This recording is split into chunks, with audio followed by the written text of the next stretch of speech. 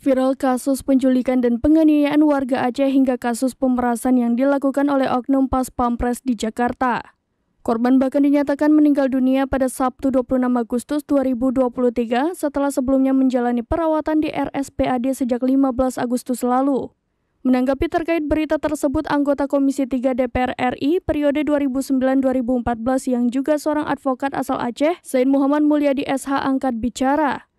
Advokat yang sudah beracara lebih dari 20 tahun di Jakarta dan pernah menjabat sebagai anggota Komisi Hukum DPR RI ini mencium adanya kejahatan di balik kasus ini. Beberapa tahun terakhir ini, ia mendapat laporan banyak pemuda Aceh yang merantau ke Jakarta dan dimanfaatkan oleh pihak-pihak tertentu untuk menjadi agen penjualan obat terlarang jenis tramadol. Tramadol adalah obat keras yang masuk dalam daftar jenis G dalam golongan opioid yang menyebabkan kehilangan rasa nyeri. Obat ini tidak boleh digunakan selain menggunakan resep dokter, yang artinya obat ini termasuk obat keras jenis narkotika yang sangat berbahaya. Obat ini diedarkan secara multilevel marketing di kalangan pelajar, mahasiswa, dan masyarakat luas. Hal ini diperkuat dengan banyak pemberitaan soal penangkapan perantau Aceh yang terbilang baru merantau dan rata-rata muda dan lugu di wilayah hukum Banten, DKI Jakarta, Jawa Tengah, dan terakhir kasus di Subang, Jawa Barat.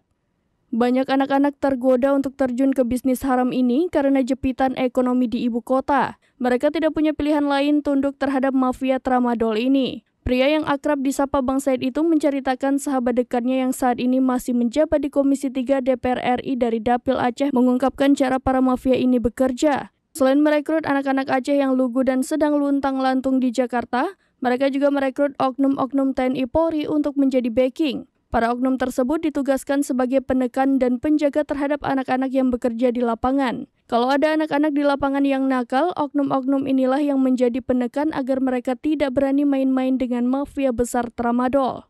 Kalau ada yang berani menipu atau tidak setor, pasti langsung diintimidasi melalui tangan-tangan oknum, bahkan ditangkap dan dianiaya. Mengingat cara kerja mafia tramadol yang diungkap oleh sahabat dekat Bang Said, ia langsung berpikir bahwa adanya kecocokan kejadian terkait mafia tramadol dan kasus antara Praka Rizwandi Manik dan Imam Mashkur. Apalagi ancaman ala mafia Meksiko dengan mengirimkan foto dan video penyiksaan Imam Mashkur ke pihak keluarga sebagai tekanan untuk memberikan uang tebusan. Namun demikian, Bang Said menghimbau agar sama-sama kita memberikan kesempatan kepada aparat hukum untuk bekerja mengungkap apa yang sebenarnya terjadi. Apalagi kasus tersebut mendapat perhatian dari semua masyarakat Indonesia pada umumnya dan masyarakat Aceh pada khususnya.